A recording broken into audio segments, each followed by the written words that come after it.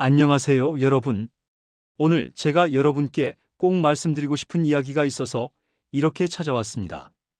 여러분, 혹시 요즘 집에서 TV 볼 때 이런 소리 들어보신 적 있으신가요?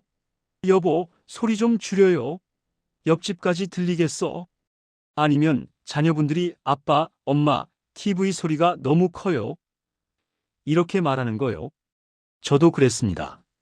솔직히 말씀드리면 작년만 해도 저희 집 TV 볼륨이 25에서 30 사이였는데 요즘은 어느새 40까지 올라가 있더라고요. 저는 딱 적당한데 아내가 자꾸 시끄럽다고 하는 겁니다. 처음엔 나이 들면 귀가 좀 어두워지는 거지 이렇게 생각했어요. 우리 부모님도 그러셨고 주변 친구들도 다 그러니까요.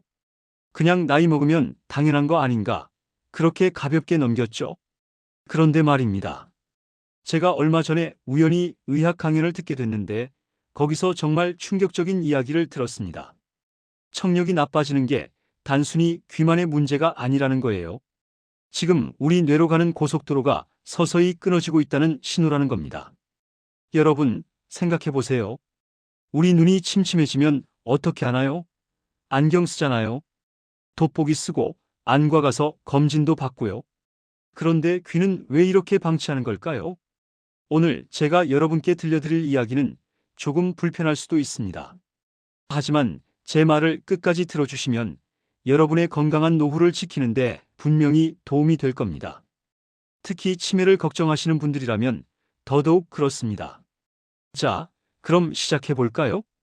여러분, 우리가 듣는다는 게 어떻게 이루어지는지 아십니까? 많은 분들이 귀로 듣는다고 생각하시는데 사실은 그게 아닙니다. 귀는 단지 소리를 모으는 깔때기일 뿐이에요. 진짜로 소리를 듣는 건 바로 우리 뇌입니다. 이게 무슨 말이냐 하면요. 귀가 소리를 모으면 그 신호가 청신경을 타고 뇌까지 올라갑니다. 그리고 뇌의 청각 담당 부위, 그러니까 측두엽이라는 곳에서 그 신호를 해석해서 이게 며느리 목소리구나. 이게 손주가 부르는 소리구나. 이렇게 알아듣는 거예요. 그런데 귀가 나빠져서 소리 신호가 약해지면 어떻게 될까요? 뇌의 청각 담당 부위가 할 일이 없어지는 겁니다. 여러분, 우리 몸의 원리를 생각해 보세요. 사용하지 않는 근육은 어떻게 됩니까? 마르죠. 다리를 다쳐서 한 달만 깁스를 해도 근육이 다 빠지잖아요. 뇌도 마찬가지입니다. 뇌는 참 똑똑한 기관이에요. 자기가 쓸데없다고 판단하는 부분은 과감하게 포기해버립니다. 에너지 절약을 위해서죠. 그래서 소리 자극이 안 들어오면 이 부분은 이제 필요 없구나 하고 그 부분을 축소시켜버리는 겁니다. 이걸 의학 용어로 뇌 위축이라고 합니다. 더 무서운 건 그 다음입니다. 청각 담당 부위가 줄어들면서 생긴 빈 공간으로 인지 기능 전체가 영향을 받기 시작합니다. 기억력, 판단력, 이런 것들이 서서히 무너지는 거예요. 바로 이게 치매로 가는 첫 단추입니다. 제가 처음 이 이야기를 들었을 때 솔직히 좀 과장된 거 아닌가 싶었어요. 귀 하나 좀 안 들린다고 치매까지 간다고. 그런데 연구 결과를 보고 나서는 정말 소름이 돋더라고요. 사실 우리 주변을 돌아보면 힌트가 있었습니다. 귀가 잘 안 들리시는 어르신들 보면 어떤가요? 점점 말이 없어지시죠? 모임에도 안 나오시고 집에만 계시고 뭐라고 계속 되묻기 창피하니까 아예 대화를 안 하게 되는 겁니다. 그렇게 사람들과의 교류가 끊기면 외로움이 옵니다. 우울증이 생기고 그러면서 뇌 활동은 더더욱 줄어들죠. 악순환의 시작입니다. 여러분, 제가 왜 이 이야기를 드리냐면요. 지금이 바로 골든타임이기 때문입니다. 아직 늦지 않았다는 뜻이에요. 자, 이제 구체적인 숫자로 한번 볼까요? 제가 의학 논문이나 이런 거 읽는 사람은 아닙니다만 이 연구 결과만큼은 꼭 알아두셔야 할 것 같아서 가져왔습니다. 미국 존스 홉킨스 대학이라고 들어보셨습니까? 세계적으로 유명한 의료기관입니다. 여기서 무려 2,000명이 넘는 사람들을 12년 동안 추적 조사했습니다. 그래서 나온 결과가 이겁니다. 경도 난청, 그러니까 조금 안 들리는 정도면 치매 발생률이 정상인보다 2배 높습니다. 2배요? 벌써부터 위험 신호가 켜지는 겁니다. 중도 난청, 제법 안 들리는 단계가 되면 3배입니다. 3배요. 그리고 고도 난청, 거의 대화가 어려운 정도가 되면 무려 5배입니다. 여러분, 이게 무슨 의미인지 아십니까? 만약 정상 청력을 가진 사람 100명 중에 10명이 치매에 걸린다면 고도 난청이 있는 사람들은 100명 중에 50명이 걸린다는 뜻입니다. 반이에요, 반. 저도 이 숫자를 보고 깜짝 놀랐습니다. 그래서 더 찾아봤어요. 그랬더니 실제로 MRI 사진도 있더라고요. 정상적인 청력을 가진 사람의 뇌와 난청을 방치한 사람의 뇌를 비교한 거였는데 확연히 차이가 보였습니다. 특히 측두엽 부분, 그러니까 귀 근처 있는 뇌 부분이 눈에 띄게 쪼그라들어 있었어요. 마치 포도가 건포도가 된 것처럼요. 이게 바로 뇌 위축입니다. 더 중요한 건 시간입니다. 이 변화가 하루아침에 일어나는 게 아니에요. 몇 년에 걸쳐서 서서히 진행됩니다. 그래서 본인은 잘 모르는 거죠. 나는 괜찮아, 별일 아니야 하면서 넘어가는 사이에 뇌는 조용히 무너지고 있는 겁니다. 그리고 한 가지 더 말씀드리고 싶은 게 있습니다. 사회적 고립이라는 문제입니다. 여러분, 생각해 보세요. 친구들이랑 식당에 갔는데 시끄러워서 대화가 하나도 안 들려요. 옆 사람이 무슨 말 하는지 알아듣기 위해 계속 귀를 기울이고, 네, 뭐라고요? 하면서 되묻고. 그러다 보면 피곤해집니다. 그 다음부턴 약속을 안 잡게 되죠. 집에서도 마찬가지예요. 가족들이 말을 걸어도 뭐 하면서 계속 되묻으니까 나중엔 가족들도 말을 덜 걸게 됩니다. 그러면 점점 혼자만의 시간이 늘어나요. 그렇게 대화가 줄어들고 사람을 안 만나게 되면 뇌는 더더욱 자극을 받지 못합니다. 그리고 우울증이 찾아옵니다. 혼자 있으면 자꾸 부정적인 생각만 들거든요. 이 모든 게 연결되어 있습니다. 청력 저하, 사회적 고립, 우울증, 인지, 기능 저하, 치매. 이게 하나의 고리로 연결되어 있는 겁니다. 그래서 제가 말씀드리는 겁니다. 청력 관리는 단순히 잘 듣기 위한 게 아니라 우리 뇌 전체를, 나아가 삶의 질 전체를 지키는 일이라고요. 자, 그럼 이제 한번 체크해 볼까요? 내 귀가 정말 괜찮은지 말입니다. 제가 몇 가지 상황을 말씀드릴 테니까 해당되는 게 있는지 한번 세어보세요. 첫 번째, 시끄러운 식당이나 카페에서 앞사람 말이 웅웅거리면서 정확하게 안 들립니다. 무슨 말을 하는지는 알겠는데 단어 하나하나가 명확하지 않아요. 특히 여러 사람이 동시에 이야기하면 더 심합니다. 이거 해당되시나요? 두 번째, TV나 라디오 볼륨이 예전보다 확실히 올라갔습니다. 한두 단계가 아니라 3단계, 4단계 이상 올랐어요. 본인은 적당하다고 느끼는데 가족들이 자꾸 시끄럽다고 합니다. 세 번째, 뭐라고? 이렇게 되묻는 횟수가 하루에 최소 3번 이상입니다. 특히 뒤에서 부르거나 다른 방에서 말을 걸면 잘 못 알아듣습니다.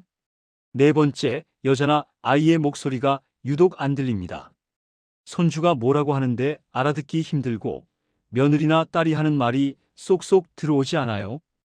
이건 고음, 그러니까 고주파 소리를 못 듣는다는 신호입니다.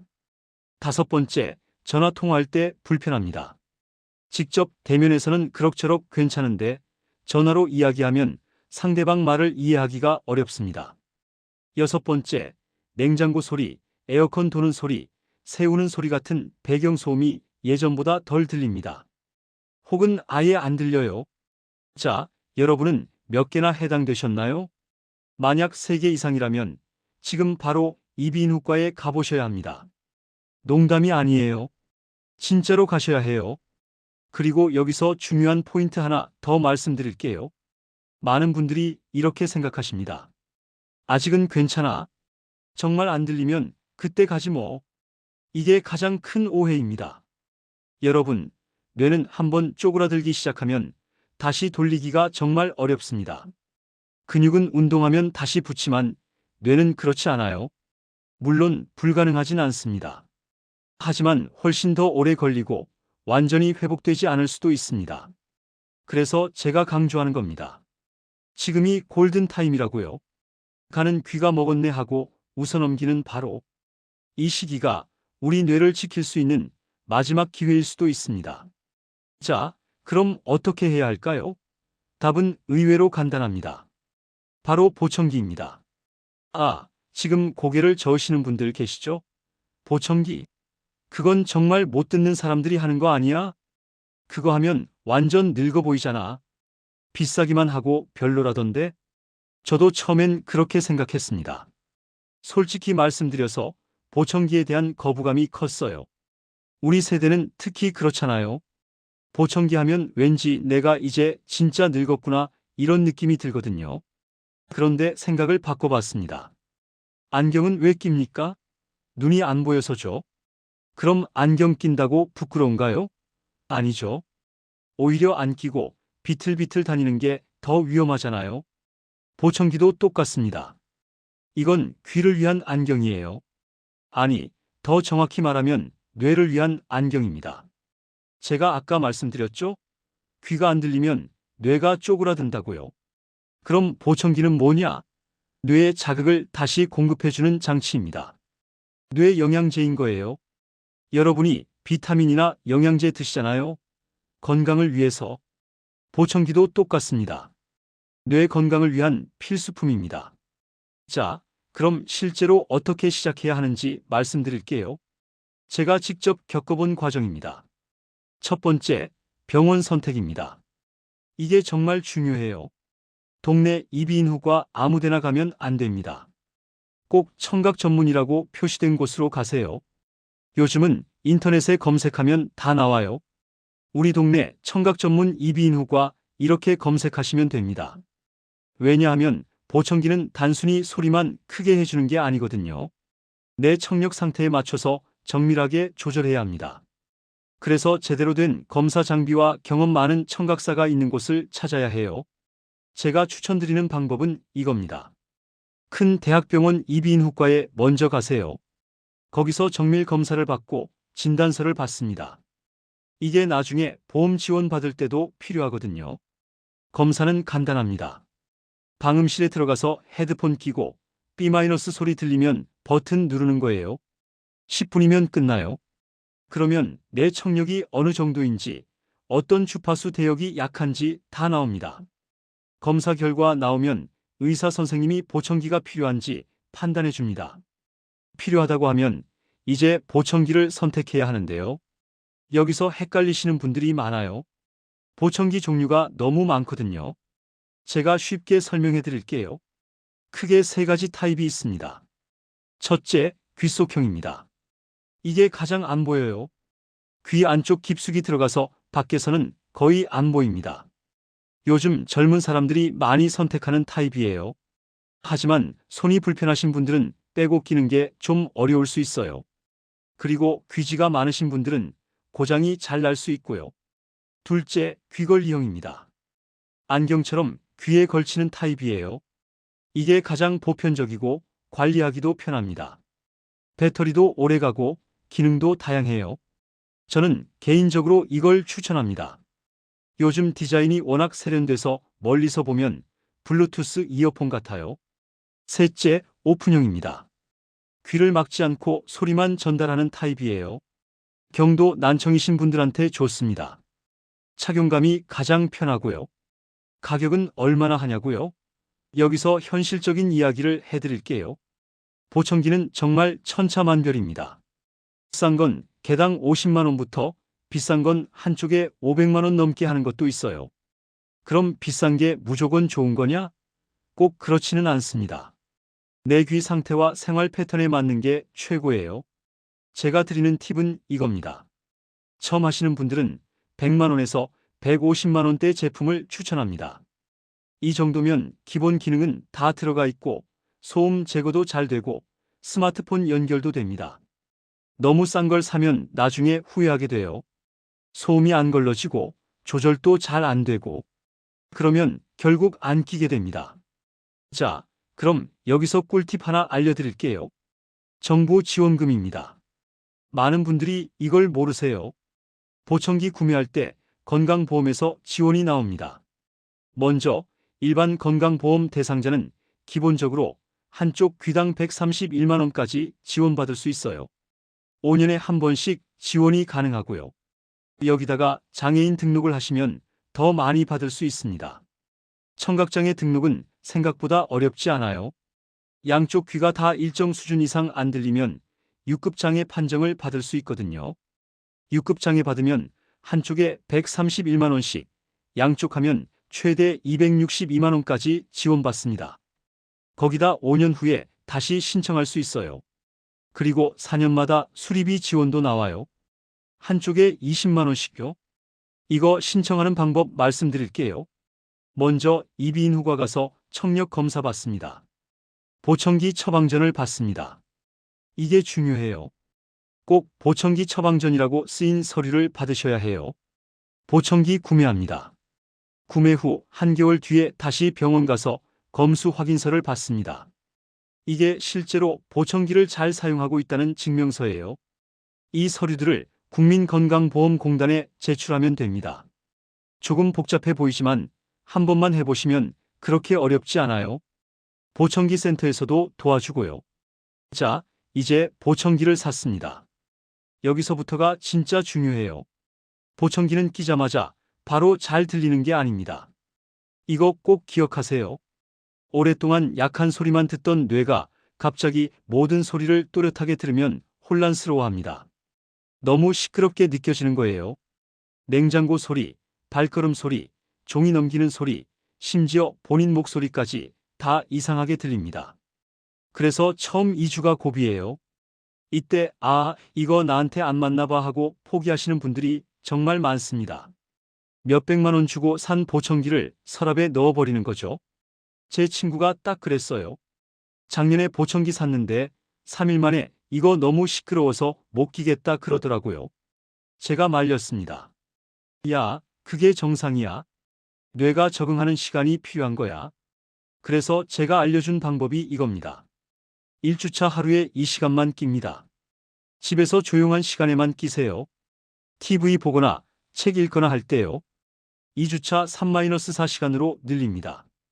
이제 가족들이랑 대화할 때도 끼세요. 3주차 5-6시간으로 늘립니다. 밖에 산책 나갈 때도 끼고요. 4주차 거의 하루 종일 낍니다. 단 잘 때만 빼세요. 이렇게 천천히 시간을 늘려가면 뇌가 서서히 적응합니다. 한 달 지나면 이제 괜찮네? 이런 느낌이 들어요. 3개월 지나면 완전히 내 귀처럼 편해집니다. 그리고 여기 중요한 팁 하나 더. 보청기 센터에 정기적으로 가세요. 처음에는 한 달에 한 번, 나중에는 3개월에 한 번씩 가서 소리 조절을 받아야 합니다. 왜냐하면 뇌가 적응하면서 필요한 소리 크기가 계속 바뀌거든요. 처음엔 약하게 시작해서 점점 정상 수준으로 올려가야 해요. 이걸 전문가가 해줘야 합니다. 마지막으로 보청기 관리 방법입니다. 보청기는 정밀기계예요. 물에 약하고 충격에도 약합니다. 그래서 관리를 잘해야 오래 써요. 매일 밤에 보청기를 빼면 부드러운 천으로 닦아줍니다. 귀지나 습기를 제거하는 거예요. 그리고 전용 건조기에 넣어두세요. 요즘은 USB로 충전하는 건조기가 많아요. 편리합니다. 배터리는 보통 일주일에 한 번 갈아줍니다. 충전식은 매일 밤 충전기에 올려두면 되고요. 그리고 3개월에 한 번은 보청기 센터 가서 정밀 청소를 받으세요. 전문 장비로 내부까지 깨끗하게 청소해 주는데 이게 고장 예방에 아주 중요합니다. 보청기 수명은 보통 5-7년입니다. 관리를 잘하면 10년도 씁니다. 그러니까 처음에 좋은 걸 사서 오래 쓰는 게 결국 경제적이에요. 제 옆집에 박 선생님이라고 계세요. 올해 72살이신데 작년에 보청기를 하셨어요. 처음엔 완전히 거부하셨습니다. 나는 아직 그 정도는 아니야 하시면서요. 그런데 손주가 이렇게 말했대요. 할아버지가 대답을 안 하셔서 저는 할아버지가 저를 싫어하시는 줄 알았어요. 그 말에 가슴이 철렁하셨대요. 그래서 다음날 바로 병원 가셨고 보청기를 하셨습니다. 지금은 어떠냐고요? 제가 며칠 전에 만났는데 완전히 다른 사람이 되셨더라고요.